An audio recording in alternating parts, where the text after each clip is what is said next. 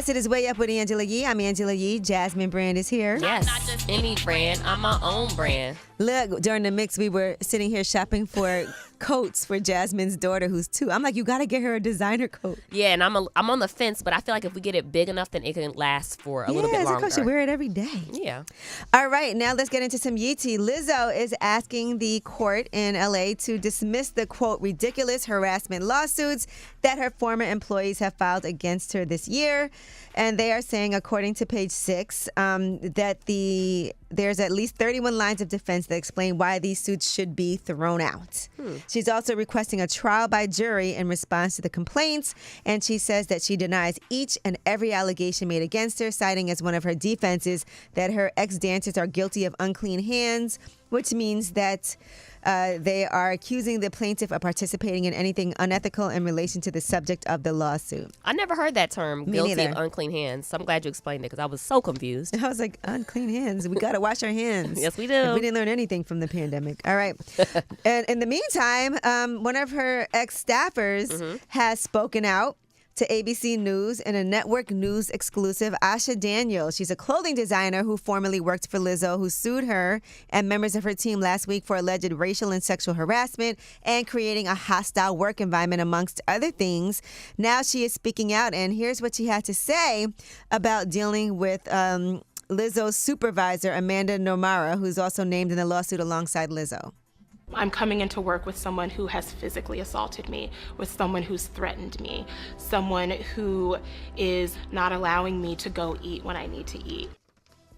All right. Now, she also says, according to Asha Daniels, that they were sending out group chats with male genitalia in the chat, and she told the manager about the issues and said she was fired without notice or reason. She also said she was shoved into a clothing rack, and says that Nomara would not let her seek medical attention.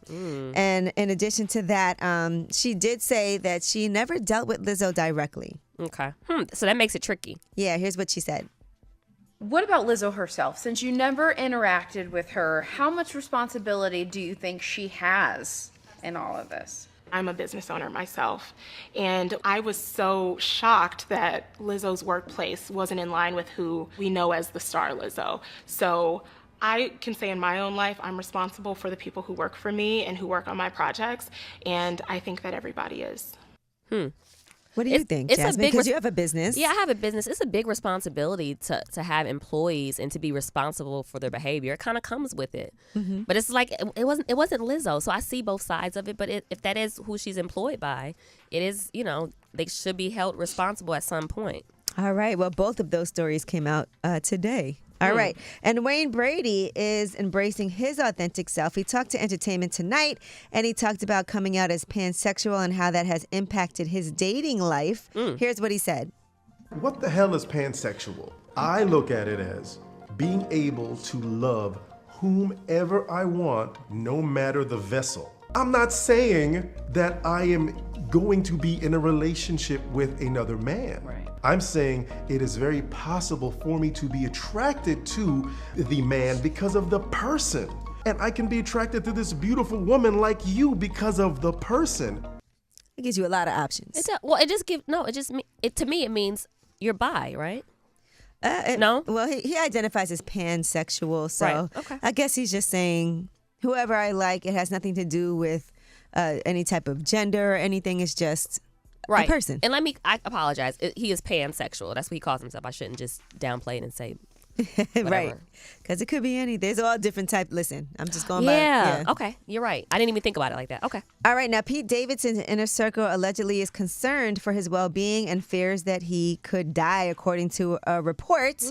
This report states that some of his friends have enabled his behavior, citing instances like openly discussing ketamine use post-rehab. They also are questioning his maturity and facing his issues and the potential consequences of not taking them seriously. An unnamed source spoke with the U.S. Sun and says there's concerns about him and the company that he keeps, that they're just not being honest with him. Do you know off the top of your head what ketamine is? Because I was trying to Google it.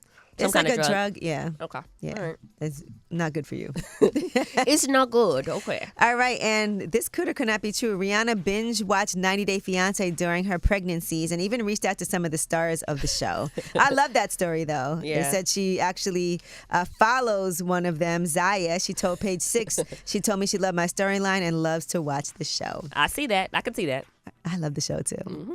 I saw Astra, who works up here, was out with Big Ed the other day. Who? Oh, I know who Big Ed is, yeah. Okay. Sorry. You got excited. I All right, did. well, that is your Yee Tea. And when we come back, I want to talk about lip service. This episode came out on Tuesday. Mm-hmm. And, women sometimes get this this profile of us being very complicated and not knowing what we want. Well, we'll tell you what Tina, a.k.a. Hood Celebrity, had to say on this episode of Lip Service. It's Way Up with Angela Yee.